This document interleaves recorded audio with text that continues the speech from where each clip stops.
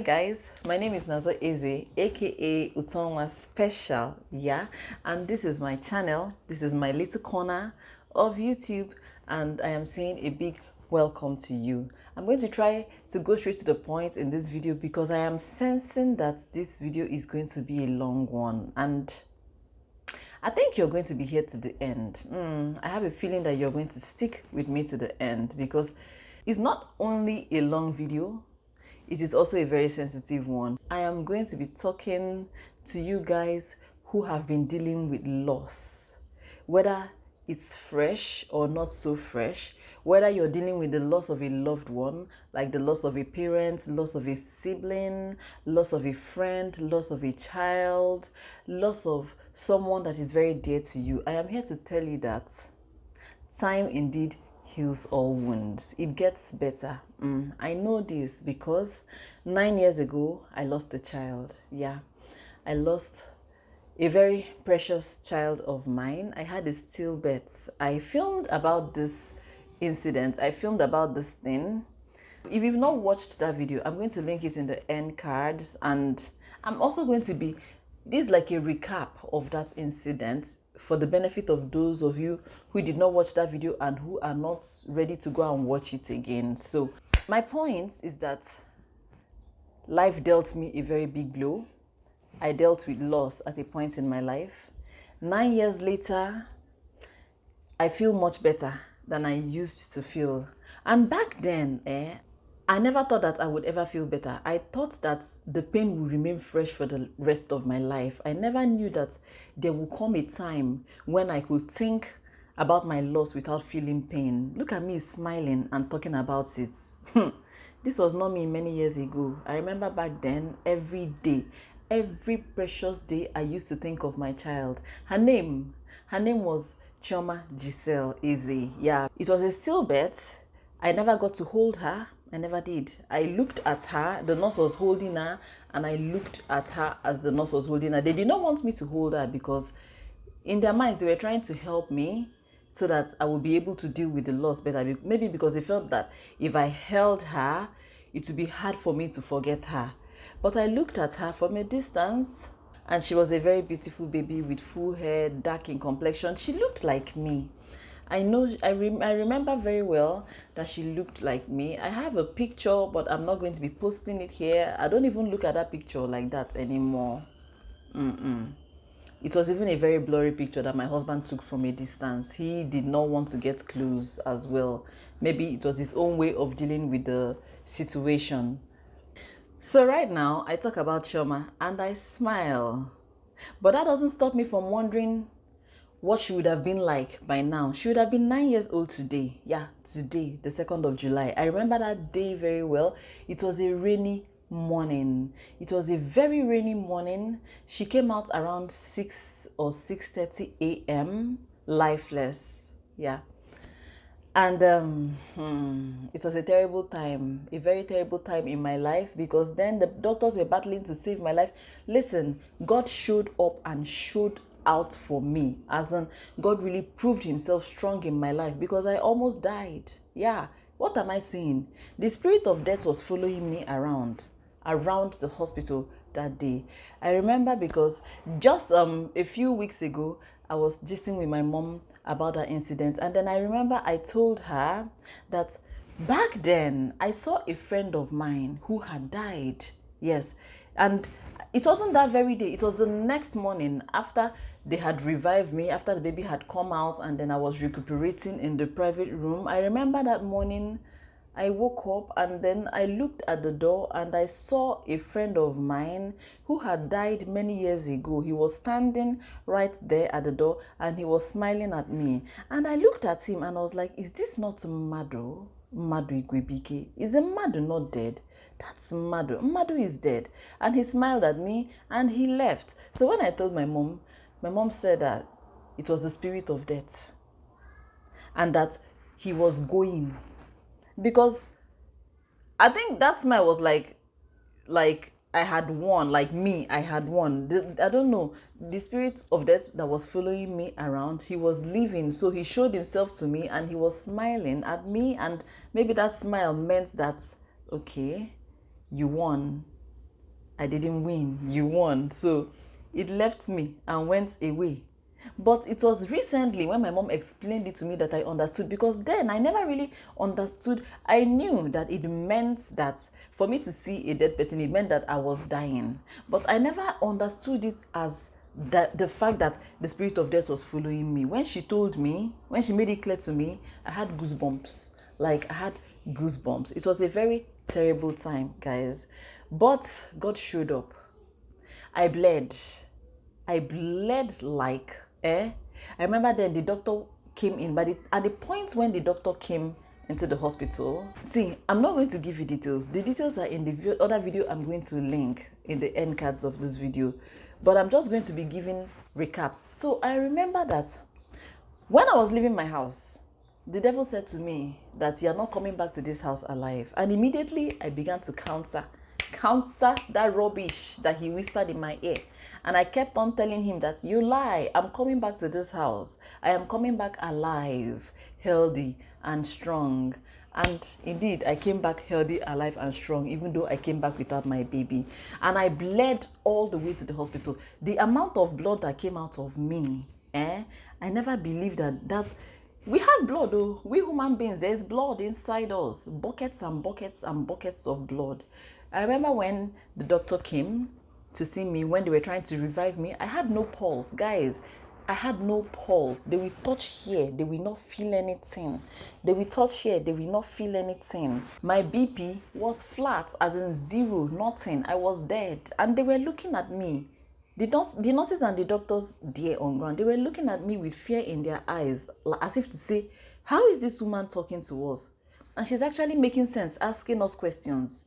And they were whispering to each other, is the ambulance available? And in my mind, I was like, Onyekunu nebuna ambulance. I'm not going to enter anybody's ambulance. The doctor came and he asked, is it this woman that all this blood came out from? Because obviously he saw a trail of blood from the lobby all the way, the passage to the room, emergency room where I was, and then a bucket by the side full of tissue, or wads of blood and everything. I'm sorry for the TMI or for the gory description and everything, but I just need to say everything as it happened. So he said, all this blood came out of this woman. And in fact, I remember that after I had that baby, weeks after, when I went for my checkup, and then we were now talking about it with the doctor was now asking me, with all the blood that came out of you, how were you able to push your baby once and the baby came out? Because they assumed that I would be so weak that I would not have been able to push, that they would have had to do a CS to bring out the baby. But God was in control. God did not want me to go through the pain of CS. You know, normally when you do CS now, you'll be feeling the pain after the CS, but seeing your baby is alone to console you, and you'll be able to bear the pain of the CS or bear the pain of episiotomy. So perhaps my Father in heaven did not want me to be going through the pain of tear, episiotomy, or CS while not having a baby to show for it. So he gave me the strength, despite all the blood loss, to push once, and my baby came out, even though she came out dead. My beautiful, beautiful baby. Her name was Giselle Chioma. Did I mention? Yeah, because we like to name our babies. Once I find out the gender of my baby, I name them. I always do. So we named her Chioma. And I remember that so many months after that thing happened, anytime I heard the name Chioma, my heart used to skip a bit. Every time somebody shouts, maybe I'm somewhere and there's a Chioma around and somebody shouts, Chioma, my heart would just fly out of my chest. And when that thing was happening, I said to myself several times that never again will I name my child before I give birth to my child. But ironically, it never happened. I kept on naming them. The 3 babies I had after Chioma, I still named them before they were born. Well, because I knew that affliction was never going to arise a second time. I had a strong feeling that God would never let me lose another child. I remember when we were driving into the close of the hospital and I was passing out at the gate in the car while my husband was driving. And then I remember that I was saying to my husband that I'm passing out. And my voice was so faint that I could barely hear myself. And my husband was saying to me, don't do this. don't do this thing you want to do. Because he thought I was dying. But I passed out anyway. I remember that I passed out. All I know is that what brought me back to the present was the fact that I heard somebody's voice calling my name, shouting from a distance, from a very far distance. I was hearing the shouts.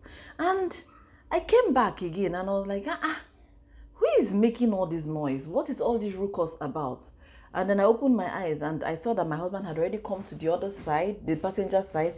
He opened the car and he was trying to wake me up. He was holding my mouth, calling my name. It was later that he told me that my eyes had already rolled to the back of my head. It was only the whites of my eyes that were showing. So he was shouting, calling the nurse to come, to come. And then they came and carried me into the ER. I remember that morning because, when that day that everything happened, it did not dawn on me. It did not dawn on me that I had actually lost my baby. I think I was still in shock until the next morning when I entered the bedroom to take a shower. And while I was in there alone taking a shower, I heard somebody else's baby cry, a newborn baby. That was when it hit me that what is going on? What's really going on? Where is my baby? What did the people say happened to my baby? And then I started crying inside the restroom, inside the bedroom rather, crying. And my mom was now telling me that I'm, as you know, tough love now, that Ineba, why are you crying? Why are you crying? Do you want to make God angry with you? Are you not happy that you're alive? Don't you know you can still give birth to another baby? Saying things like that. And then I managed to control myself. That was when it actually dawned on me that I lost my baby. I lost a child. And that's when I remember one woman came to visit me at the hospital and she told me how she had lost about 4 kids before she now gave birth to one. 4 baby boys. So that was when I was now hearing people's stories. My goodness. That woman right now has about 3 children anyway. And you see, loss is a terrible thing, but the essence of this my video is to tell you that time indeed heals all wounds. Who would have thought that I will be laughing? Like, who would have thought that I can be making this video without feeling pain, without tearing up, without breaking down, and I'm actually smiling? Time heals all wounds. So no matter what you're going through now, I know that you might be dealing with a heavy loss right about now, but I just want to assure you that it gets better. It's just a matter of time.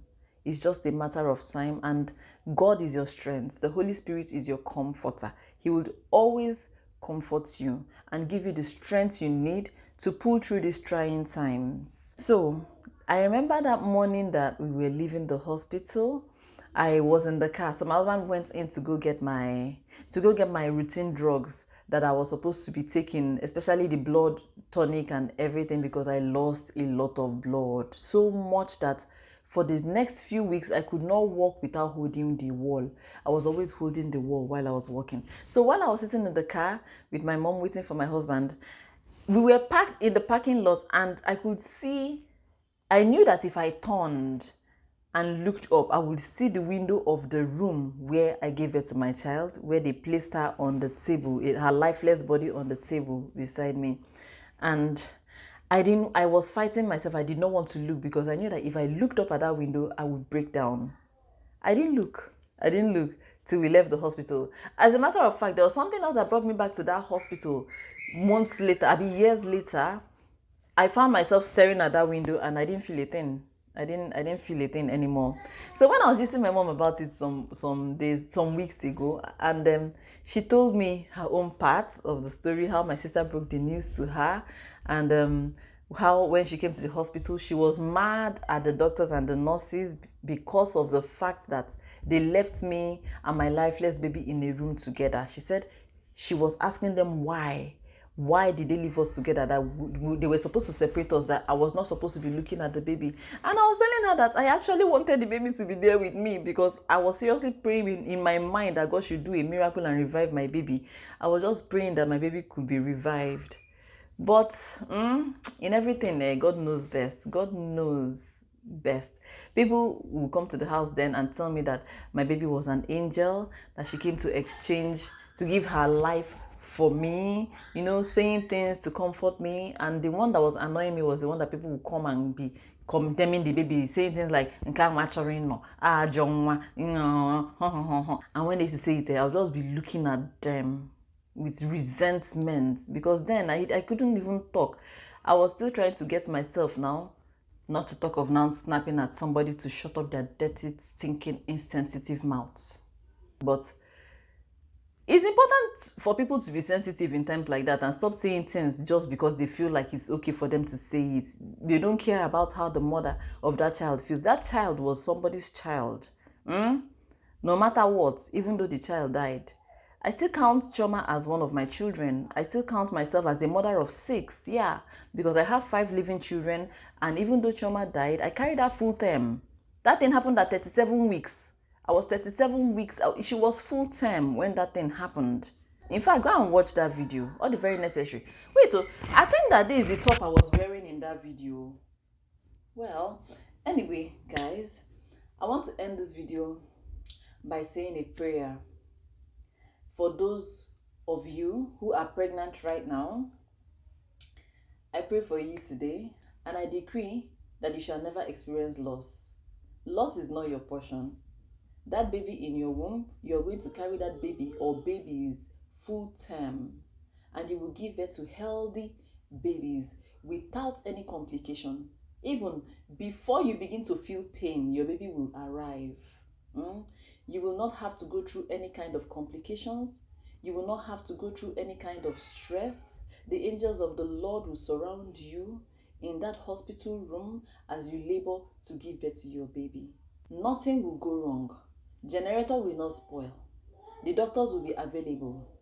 Nobody will mess up. Everybody will be relaxed, and everything will go as well as God has ordained it to be. You will carry your babies. It is going to end in praise and joy. You will hear the voice of your baby, and we will hear the laughter of the mother. It will end in praise, okay? So don't be scared that anything can. Yeah, we know that pregnancy is one kind. In fact, it's a very beautiful journey. But just know that you are hearing my voice, you are watching me right now, you will not lose your child. You will go through it, and you will come out of it with a beautiful story and a testimony to tell. And then I want to pray for those of you who are going through loss of any kind. I pray that the Holy Spirit will comfort you, that the Lord will be your strength, that time will heal the wound you bear in your heart, that all is going to be well. Just always know that God knows best. There is a reason why whatever happened. There is a reason why you are experiencing the loss you're experiencing right now. Remember that it is the Lord who gives, and it is He also who takes, and you cannot question Him. You know you can't question Him, but He will give you the strength you need to go through this time.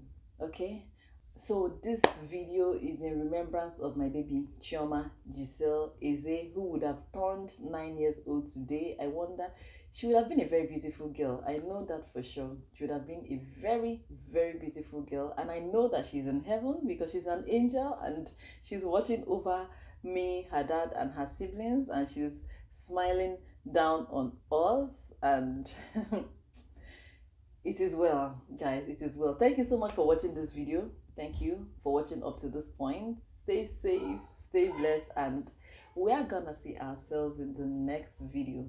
Bye.